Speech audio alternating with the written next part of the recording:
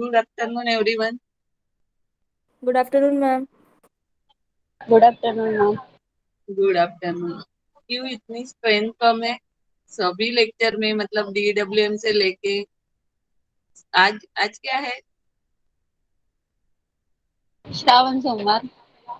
तो म्हणून काय क्लास नाही करायचा का? DWMच्या पण लेक्चर मध्ये फक्त 26 TGP आणि आबाची तर कधीच म्हणजे जास्त नेटवर्क स्ट्रेंथ इश्यू आहेत मॅम, नेटवर्क इश्यू आहेत. हाँ मैम, नेटवर्क इश्यू बहुत है। लेकिन ज्वाइन तो हो जाना चाहिए ना। लेकिन इतने कम, मतलब कितने कम लोग थे आज। अभी भी सिर्फ 20 लोग हैं प्रेजेंट। जाने दो, जो लोग करते हैं, लेकिन बाद में कुछ एक्शन होगी तो बोलना मत बाकी लोगों को। इसलिए मैंने आज आबा के ग्रुप में मैसेज भी डाला है as a class incharge. Next lecture में भी बहुत कम लोग थे, मतलब प्रीवियस लेक्चर जो था मेरा, जो फ्राइडे को था, उसमें भी बहुत कम लोग प्रेजेंट थे। क्या हुआ था प्रीवियस लेक्चर में, और जो प्रेजेंट थे उनका बिल्कुल ध्यान भी नहीं था। एक एग्जाम्पल पढ़ाया था मैंने वो प्रीवियस लेक्चर में। कौन सा एग्जाम्पल बताया था, याद है किसी को? Map reduce. हाँ, मैप रिड्यूस में प्रोसेसिंग कैसे होती है उसका एक एग्जाम्पल बताया था। मैप रिड्यूस आर्किटेक्चर में मेन कौन से दो पेजेस होते हैं? हमारा जो सेकंड यूनिट है, map and reduce. Map and reduce. हमारा जो सेकंड यूनिट है वो, उसमें हमें मैप रिड्यूस पढ़ना है। ये कंटेंट है मैप, मतलब सेकंड यूनिट के। और लास्ट लेक्चर में हमने मैप रिड्यूस का आर्किटेक्चर पढ़ा था। This is the architecture of map reduce, जिसमें इसके कंपोनेंट है client, job, Hadoop map reduce master, input data, output data. और ये जो मैप रिड्यूस है उसमें दो मेन पेजेस होते हैं, मैप एंड रिड्यूस। और इसका एक हमने एग्जांपल देखा था। क्लाइंट मीन्स क्या होगा? क्लाइंट मीन्स जो जॉब, जो जॉब हाँ, ऑफर करेगा। जो मतलब जो डेटा पे प्रोसेसिंग करना है तो वो डेटा क्लाइंट प्रोवाइड करेगा, मैप रिड्यूस मास्टर। फिर वो जो डेटा है, डेटा कैसे रहेगा? Large data set. तो उसको डिफरेंट पार्ट में, वो जॉब को डिफरेंट पार्ट्स में डिवाइड किया जाएगा। फिर वो पार्ट्स में मैपिंग होगा और according to that mapping reducing होगा। तो ये हमने विथ एग्जांपल एक देखा था लास्ट लेक्चर में। This is the example of map reduce. क्या क्या किया था इसमें? अगर कुछ याद है आप लोगों को तो बताओ, क्या हुआ था ये एग्जांपल में? मैप रिड्यूस में डेटा प्रोसेसिंग कैसे होती है तो वो हमने पढ़ा था। मैप रिड्यूस कौन सा आर्किटेक्चर है? जैसे HDFS है वैसे ही मैप रिड्यूस कौन सा आर्किटेक्चर है?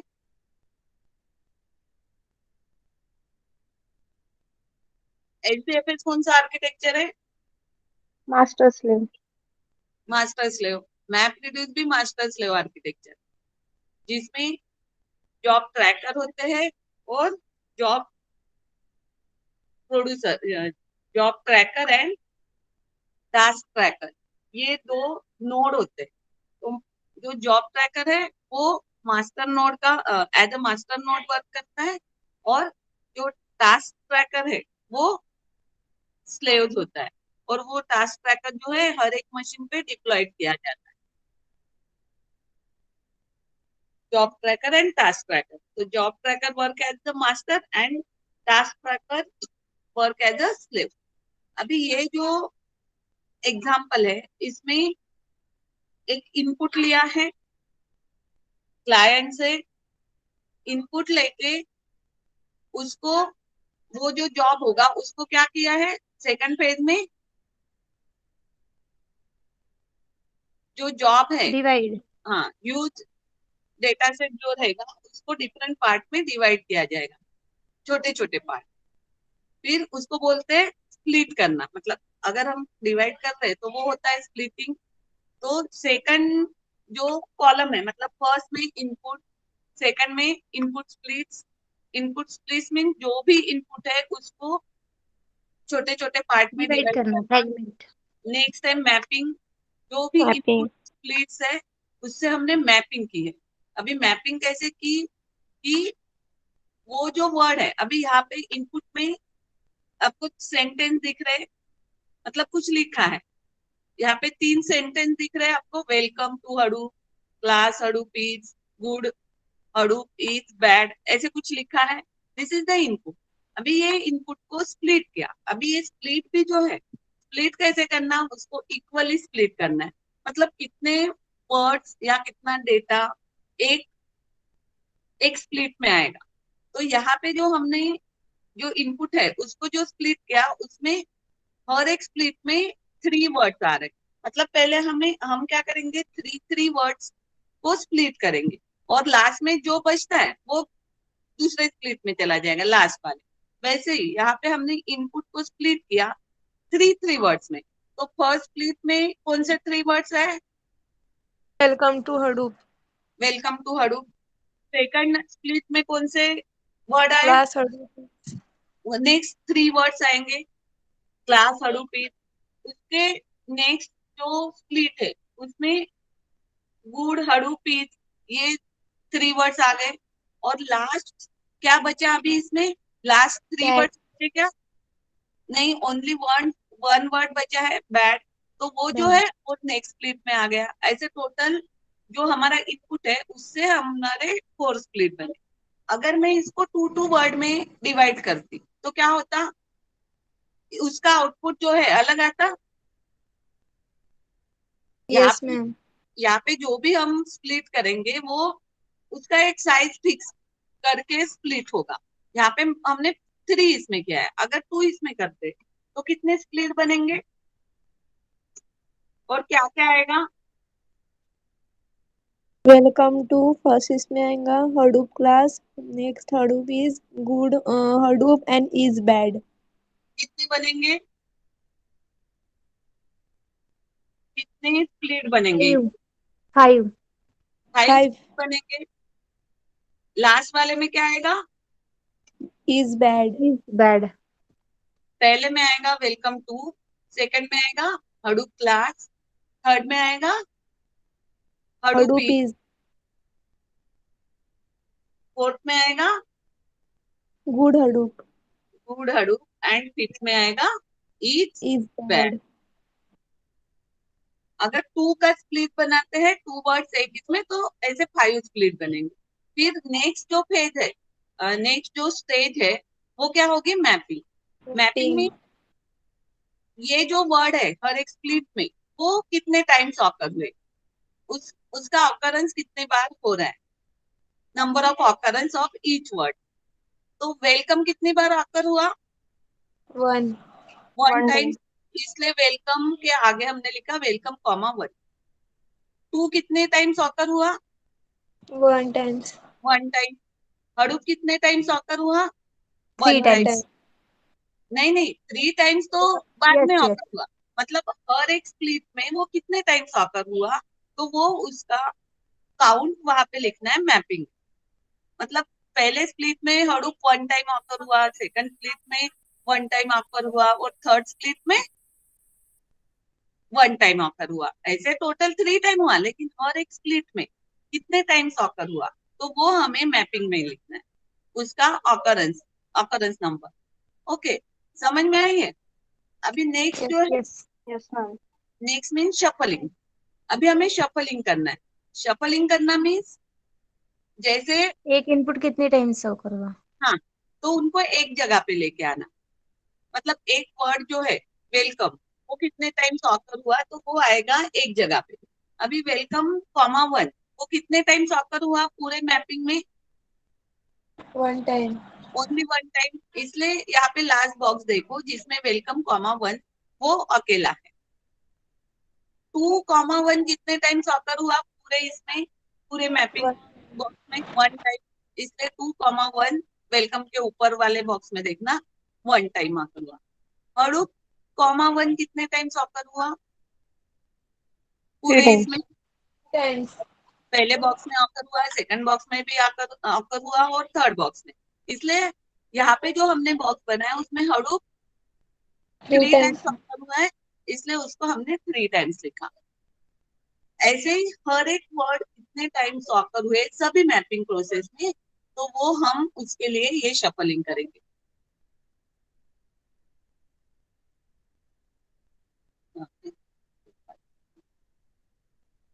तो शफलिंग कितने टाइम्स ऑकर हुआ है वो वैसे हमने लिख लिया। नेक्स्ट नेक्स्ट पेज क्या होगी शफलिंग के बाद? रिड्यूसर। रिड्यूसर मीन जो भी 1 टाइम ऑकर हुआ वो वैसे ही रहेगा, लेकिन जो 3 टाइम ऑकर हुआ उसको हमें रिड्यूस करके एक ही बार लिखना है। तो जैसे हड़ूप 1 एक टाइम ऑकर हुआ, मतलब वो 3 टाइम्स ऑकर हुआ, तो एक ही टाइम वर्ड लिखेंगे और उसका ऑकरेंस कितने बार होगा, जैसे 1 2 3, इसलिए उसके आगे क्या लिखा हमने, रिड्यूस करके 3। 3. ईज बाकी के तो 1 टाइम है तो वो एज इट इज रहेंगे, लेकिन ईज देखो, ईज कितने 2 बार times. ऑकर हुआ है? 2 times. 2 टाइम्स, इसलिए ईच कॉमा क्या होगा 1 + 1 2 टाइम, मतलब वर्ड एक ही टाइम लिखेंगे और वो जो काउंट है वो कितने टाइम्स ऑकर हुआ वो काउंट उसके आगे आएगा, ये होगा रिड्यूसर। अभी रिड्यूसर होने के बाद, मतलब डेटा रिड्यूस करने के बाद हम क्या करेंगे, उसको कंबाइन करेंगे, और जब कंबाइन कंबाइन करेंगे तो वो होगा हमारा फाइनल आउट। अभी ये सभी जो रिड्यूसर से हमें बॉक्स मिले हैं उनको कंबाइन करना है। तो फाइनल आउटपुट में देखो आपको क्या मिला, बैड 1, क्लास 1, गुड 1, हडूप 3, उसके बाद इज 2, 2 1 एंड वेलकम 1। तो ये जो वर्ड्स है इतने टाइम ऑकर हुए, मतलब हमारा इनपुट था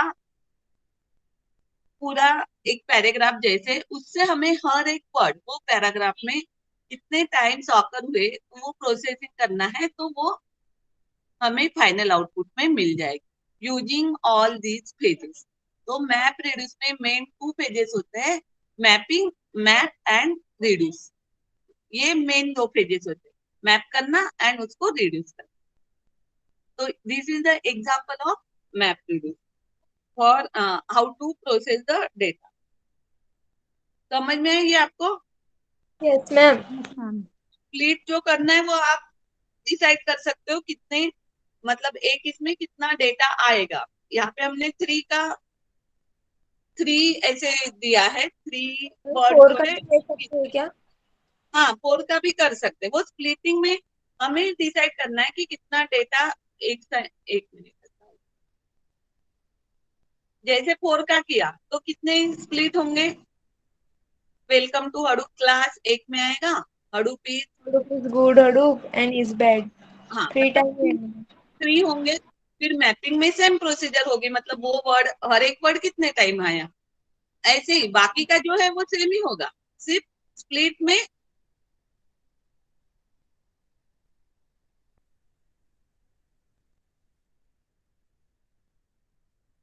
और बाकी ये जो है, मतलब जितने वर्ड एक टाइम आया है 2 टाइम आया है वो तो सेम ही रहेंगे ना, उसका काउंट जो है, जैसे वेलकम 1 टाइम आया तो 1 ही टाइम रहेगा, सिर्फ यहाँ पे स्प्लिटिंग में और फिर मैपिंग करते टाइम वो बॉक्स कम हो जाएगा। तो आप स्प्लिटिंग का ये कर सकते हो, मतलब स्प्लिटिंग में कितना डेटा एक टाइम स्प्लिट करना है, इक्वल डेटा स्प्लिट करना है, क्योंकि जो चैलेंज होता था ये चैलेंजेस ऑकर हुए थे ट्रेडिशनल अप्रोच में डेटा प्रोसेसिंग में। Parallel and distributed processing easily calculate करने के लिए ये मैप रिड्यूस, अगर जनरल जो traditional data parallel and data processing system है उसमें ये चैलेंजेस ऑकर होते हैं, तो ये ओवरकम करने के लिए मैप रिड्यूस यूज होता है। मतलब उसमें क्रिटिकल पाथ प्रॉब्लम होते हैं, ये हमने पहले ही देख लिया था, फिर भी बता रही हूँ एक बार, रिलायबिलिटी प्रॉब्लम होते हैं, इक्वल स्प्लिट इशू, अगर इक्वल नहीं है कुछ स्मॉलर, मतलब अगर हमने स्प्लिट को अनइक्वली डिवाइड किया तो क्या होगा, कोई स्प्लिट में बहुत सारा काम रहेगा और कोई स्प्लिट पूरे खाली रहेंगे जिसमें कुछ भी नहीं हो। तो ये इश्यू ओवरकम करने के लिए तभी मैप रिड्यूस यूज होता है। Map reduce is also parallel and distributed processing system. उसमें parallel and distributed data process किया जाता है। मेन टू फेजेस याद रखना मैप रिड्यूस में, map phase and reduce phase. और इसके ये पूरे कंपोनेंट है, client, job, Hadoop map reduce master. Hadoop map reduce master का जॉब क्या है? डिवाइड्स द पर्टिकुलर जॉब और data into subsequent job parts, small parts में डिवाइड करना। Input data means data set that is fed to the map reduce for processing. जो भी data set पे processing करना है वो होगा input data. Output data means final result obtain after the processing. And job tracker is the master node. Job tracker work as the master node in MapReduce system, and it manage the jobs and resources in the cluster. Cluster means task tracker, जिसमें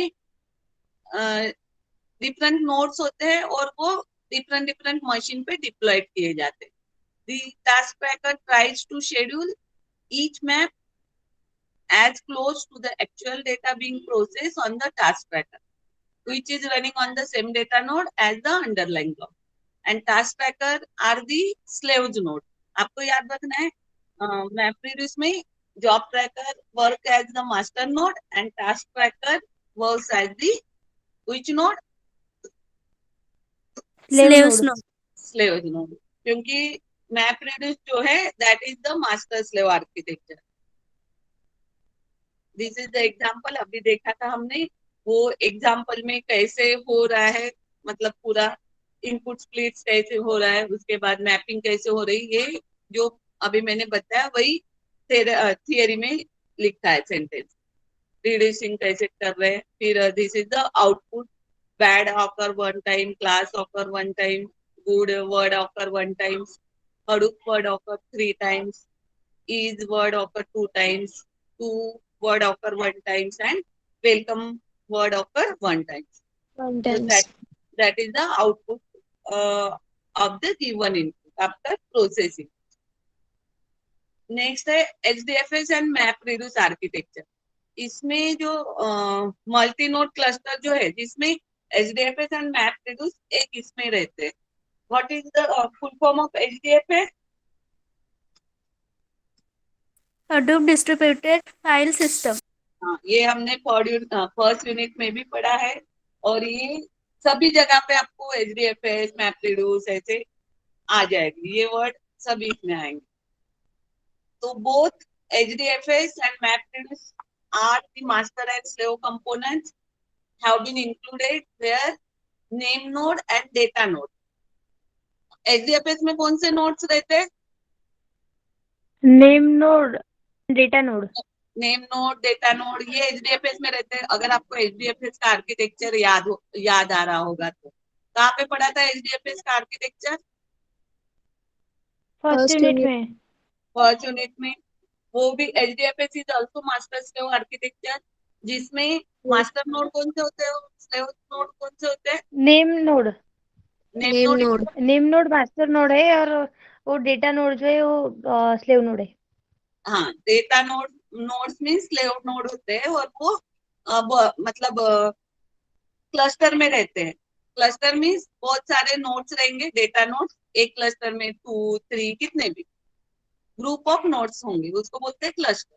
तो जो data nodes है वो group में रहेंगे, cluster में रहेंगे, और नेम नोड सिंगल सिंगल रहेगा। और name node work as the master node. Master. MapReduce में which node is work as the master node? Task tracker. Task tracker. And job tracker is work as the task tracker is work as the slave node and job tracker is work as the master node. Master node.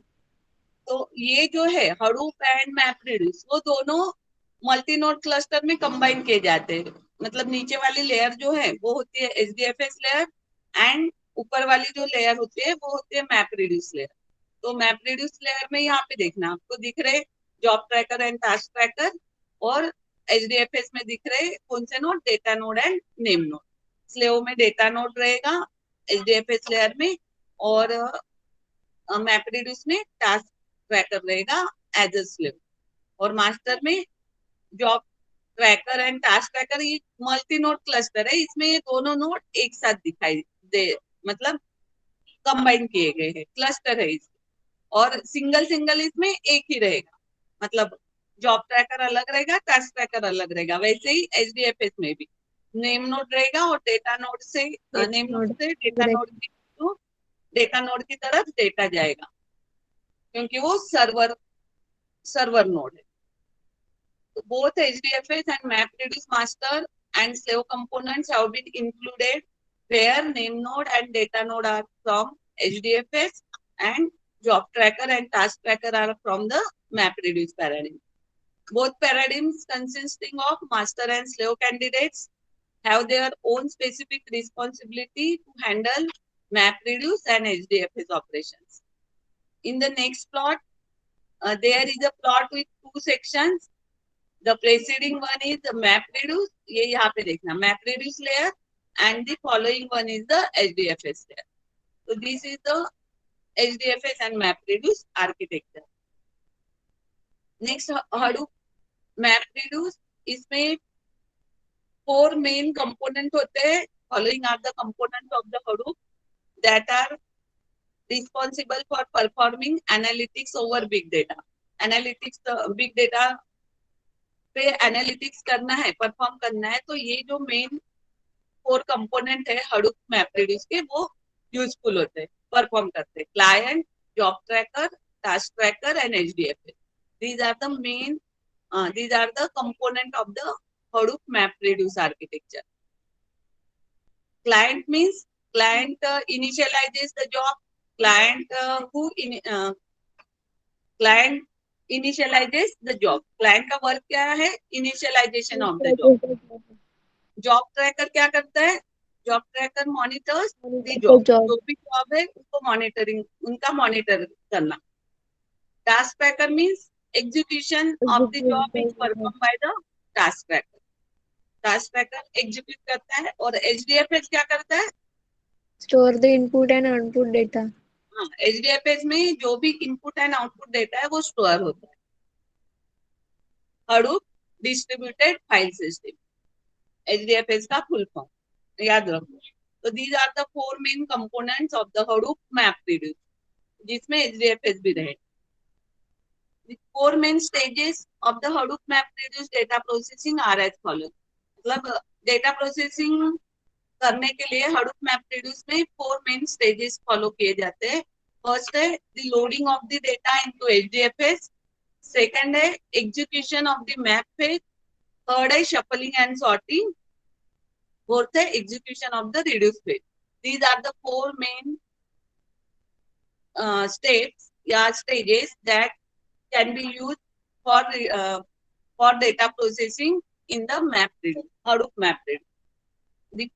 अभी ये 1 by 1 हमें detail में देखना है. The loading of data into HDFS. Loading data into HDFS कैसे होता है? मतलब जो भी डेटा पे हमें प्रोसेसिंग करना है, तो वो डेटा कहाँ पे स्टोर करेंगे? अभी हमने मैपरेड्यूस, हडूप मैपरेड्यूस के कंपोनेंट देखे. उसमें एक कंपोनेंट था एचडीएफएस. तो उसका वर्क क्या था एचडीएफएस का? जो अभी हमने देखा, output data, store the input and output data.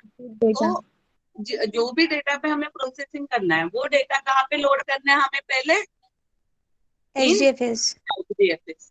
The input data set needs to be uploaded to the Hadoop directory so it can be used by MapReduce nodes. पहले Hadoop directory पे जब हम वो डेटा सेट अपलोड करेंगे, वही data को वो MapReduce nodes जो है वो प्रोसेसिंग के लिए यूज कर पाएंगे. इसलिए फर्स्ट स्टेप है कि loading data into the HDFS. Then Hadoop distributed file system will divide the input data set into data streams and store them to data nodes in a cluster by taking care of replication factor for fault tolerance. All the data splits will be processed by task tracker for the map and reduce task in parallel manner. तो सबसे पहले क्या करना है, हमें data को load करना है इन एचडीएफएस, और एचडीएफएस क्या करेगा, उसको वो डेटा सेट को डिवाइड करेगा, स्प्लिट करेगा, और वो डेटा जो स्प्लिटेड डेटा है उसको स्टोर करेगा कहाँ पे, डेटा नोड्स पे। जो भी क्लस्टर में डेटा नोड्स है वहां पे वो डेटा स्टोर हो। उसके बाद वहां पे क्या मतलब रेप्लिकेशन फैक्टर और फॉल्ट टॉलरेंस, ये आपने पढ़ा है एचडीएफएस में, यस ये मैम। दोनों point उसमें आए। तो रेप्लिकेशन मीन्स कॉपी। कॉपी करना, और हम क्यों कॉपी करते हैं वो डेटा को, डेटा लॉस हुआ तो एडिशनल चाहिए इसलिए। वो डिफरेंट डेटा नोड्स पे स्टोर करते हैं एक ही डेटा की कॉपी, इसलिए कि एक डेटा नोड अगर फेल हो गया वर्किंग उसने, तो वो जो कॉपी है वही सेम डेटा की दूसरे नोड पे अवेलेबल, तो हम वहां से उसको फेच कर सकेंगे। मतलब डेटा पूरा का पूरा कभी क्रैश नहीं होगा, वो जो भी फॉल्ट ऑकर होने वाला है वो ऑकर नहीं होगा because of that loss data. तो ये सभी फैक्टर मतलब replication factor and fault tolerance, ये सभी कंसिडर करके जो भी डेटा हमने स्प्लिट किया है उसको डिफरेंट डिफरेंट डेटा नोड पे स्टोर किया जाता है। All the data splits will be processed by the task tracker for the map and reduce task in a parallel manner. फिर वो जो डेटा स्प्लिट्स है उसको प्रोसेस किया जाता है, किसके थ्रू, कौन प्रोसेस करेगा उसको, टास्क ट्रैकर। जो भी डेटा है उसको टास्क ट्रैकर प्रोसेस करेगा, और उसको जो मैप एंड रिड्यूस जो पेजेस है टू मेन, उनको पैरेलली मतलब वो पैरेलल मैनर में वर्क होता है, उसको वर्क करके उसको यूज करके डेटा प्रोसेस किया जाता है by task tracker. There are some alternative ways to get the data set in HDFS with Hadoop components. HDFS में डेटा सेट हम टू अल्टरनेटिव वेज से ले सकते हैं, उसके टू कंपोनेंट्स होते हैं, scoop and tune. What is scoop? Scoop this is an open source tool. Scoop is the open source tool designed for efficiently transferring bulk data between Apache Hadoop and structured relational databases. मतलब ये scoop जो है this is the open source tool, और ये bulk data जो है वो transfer करता है किसके बीच में, Apache Hadoop and structured or relational database. Suppose your application has already been configured with the MySQL database and you want to use the same data for performing data analytics. Scoop is recommended for importing data sets to HDFS. Also, after the completion of the data analytics process, the output can be exported to the MySQL database. तो Scoop this is the open source tool, और वो data fetch करने के लिए use होता है between Apache Hadoop and structure data and relational database. और completion होने के बाद मतलब डेटा एनालिटिक्स प्रोसेस कंप्लीट होने के बाद जो भी आउटपुट मिलेगा वो एक्सपोर्ट किया जाता है to the MySQL database. Next is the Plume. Plume, this is a distributed, reliable, and available service for efficiently collecting, aggregating, and moving large amounts of data into to the HDFS. तो Plume क्या है? Distributed, reliable and available service. वो क्या करती है? Data collect करती है, aggregate करती है और मूव करती है large amount of data of log data to HDFS. HDFS को मूव करने का काम, कलेक्ट करने का और एग्रीगेट करने का काम Plume डिस्ट्रीब्यूटेड सर्विस करती है. Plume is able to read data from most sources such as log files, syslog, and the standard output of the Unix process. Using the preceding data collection and moving, the framework can make this data transfer process very easy for the MapReduce application for data analytics. तो first step जो है data processing में वो है loading data into the HDFS, और ये जो data load होता है वो टू उसके लिए 2 अल्टरनेटिव वेज भी यूज होते हैं, वो है scoop and cube. So this is the first stage for data processing by Hadoop MapReduce. Second है executing the map phase. Executing the map phase means उसमें क्या होगा, जो भी client application है, executing the client application starts the Hadoop MapReduce process. Client application execute होने के बाद MapReduce प्रोसेस स्टार्ट होती है. सबसे पहले क्लाइंट एप्लीकेशन को एग्जीक्यूट करना है, मीन्स डेटा को लोड करना है एचडीएफएस में, फिर उसके बाद उसका एग्जीक्यूशन करना. The map phase then copies the job resources and stored it to HDFS and request job tracker to execute the job. मतलब जो भी डेटा हमने लोड किया उसको डिफरेंट पार्ट में डिवाइड किया जाता है और उसको एचडीएफएस में स्टोर किया जाता है, और जॉब ट्रैकर जो है वो उसको रिक्वेस्ट की जाती है कि ये जॉब जो है वो एग्जीक्यूट करने के लिए. The job tracker initialises the job, रिट्राइव्स the input, splits the information and creates a map task for each job. यहाँ पे mapping individual elements of N input list, इसके एक डायग्राम दिखाई. इनपुट लिस्ट और वो मैपिंग फंक्शन मतलब mapping हो रही है हर एक आउटपुट के साथ. The job tracker will call task tracker to run the map task over the assigned input data subset. The map task reads the input split data as input, that is the key and value. जैसे हमने last example में देखा था ना, उसको कैसे split किया था, फिर उसको कैसे मैप किया था.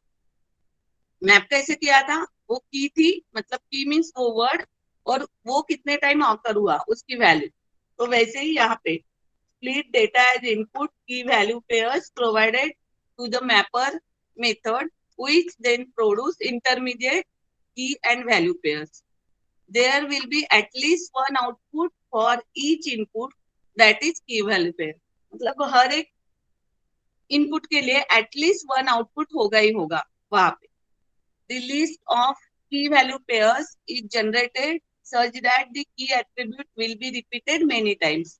ये जो एग्जांपल देखा था उसमें ये सब हमने प्रोसेस की थी, मतलब वो वर्ड कितने टाइम एग्जीक्यूट हो रहा है, कितनी बार ऑकर हो रहा है. So its key attribute will be reused in the reducer for aggregating values in the MapReduce. As format is concerned, mapper output format values and reducer input values must be same. After the completion of this map operation, the task tracker will keep the result in its buffer storage and local disk space if the output data size is more than the threshold. So this is the how to executing the map phase. तो map phase में क्या किया था हमने, जैसे वो small example देखा था, वही प्रोसीजर हमने यहाँ पे फॉलो की है. मैपिंग की थी कि वर्ड कितने टाइम्स ऑकर हो रहा है हर एक स्प्लिट में, और उसके बाद मैपिंग के बाद हमने शफलिंग की. नेक्स्ट है शफलिंग एंड सॉर्टिंग. वो एग्जांपल अगर आपको याद आ रहा है तो मैपिंग के बाद हमारी शफलिंग थी. शफलिंग में क्या किया था हमने, एग्जाम्पल में जो अभी देखा था, जो वर्ड कितने बार है उसको नंबर दिए थे. हाँ, मतलब एक वर्ड अगर शफलिंग मीन्स जैसे हडूप वर्ड हमारा 3 मैपिंग फेज में 3 टाइम्स आया, तो उसको एक इसमें लिया और उसको बाद में हमने रिड्यूस किया, तब उसको हडूप कॉमा 3 लिखा, मतलब 3 टाइम्स आया था. लेकिन शफलिंग में वो जो वर्ड है उनको एक जगह पे शफल की, पूरे मैपिंग फंक्शन में जितने भी वर्ड्स थे और जितने भी टाइम्स है वो एक बॉक्स में लिया था, तो वैसे उसको शफल करना. To optimize the MapReduce program, this intermediate phase is very important. ये फेज जो है, this is very important phase. As soon as the mapper output from the map phase is available, this intermediate phase will be called automatically. After the completion of the map phase, all the emitted intermediate key value pairs will be partitioned by a partitioner at the mapper side only if the partitioner is present. The output of the partitioners will be sorted out based on the key attribute on the mapper side. Output from sorting the operation is stored on buffer memory available at the mapper node task tracker. The combiner is often the reducer itself. So by compression, it's not gzip or some similar compression, but the reducer on the node that the map is outputting the data on. The data written by the combiner is then shuffled and sent to the reduce nodes.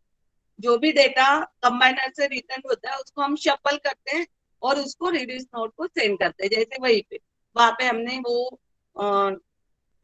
Hadoop Hadoop one ऐसे 3 time आकर हुआ था. उसको पहले shuffle किया और उसको बाद में हमने रिड्यूस नोड को सेंड किया. तो क्या होगा उसका हडूप 1 टाइम वो वर्ड आएगा और कॉमा वो कितने टाइम ऑकर हुआ तो वो नंबर आएगा. To speed up data transmission of the mapper output to the reducer slot at task tracker, you need to compress that output with the combiner function. By default, the mapper output will be stored to the buffer memory, and if the output size is larger than the threshold, it will be stored to a local disk. अगर output size जो है वो larger है तो वो local disk पे store होगी, and this output data will be available through hypertext transfer protocol HTTP के थ्रू जो भी आउटपुट है हमारा डेटा प्रोसेसिंग का वो अवेलेबल होगा. तो this is the shuffling and sorting phase. और लास्ट जो फेज है that will be the reducing phase execution. और रिड्यूस होने के बाद में हमें आउटपुट मिलेगा. जैसे ये इनपुट लिस्ट है उसका रिड्यूसिंग फंक्शन मीन्स उसका हमने एग्रीगेशन किया और हमें जो आउटपुट है मतलब एग्रीगेशन किया मीन्स उसको कंबाइन किया एक जगह पे सम किया और हमें लास्ट में पर्टिकुलर आउटपुट फाइंड आउट हो. As soon as the mapper output is available, tracker in the reducer node will retrieve the available partition maps output data and they will be grouped together and merged into one large file, which will then be assigned to a process with a reducer method.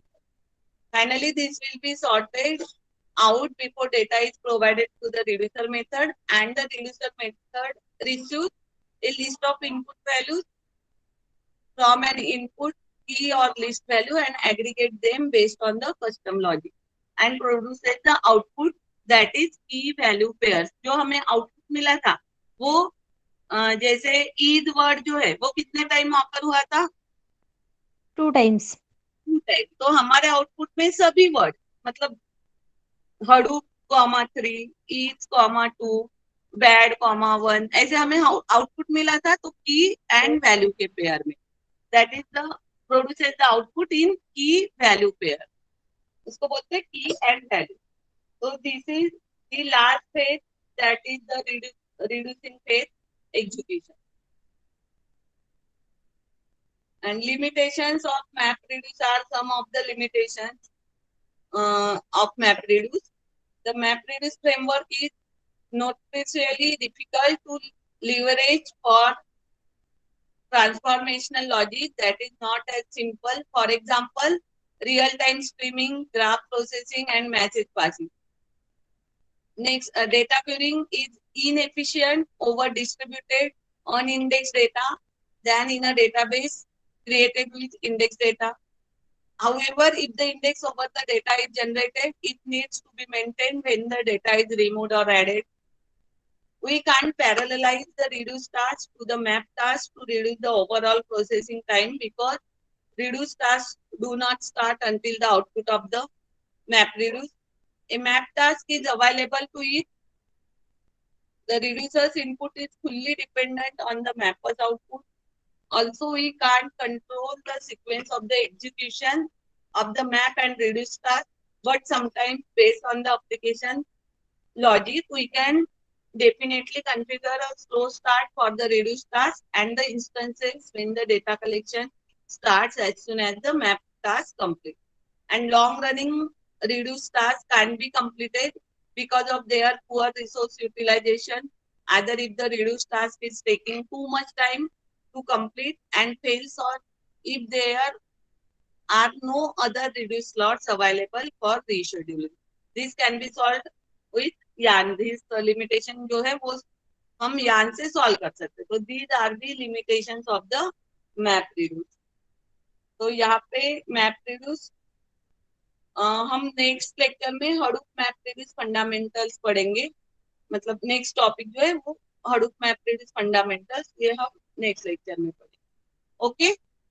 Okay ma'am. Yes ma'am. इसलिए उसको कल लेंगे.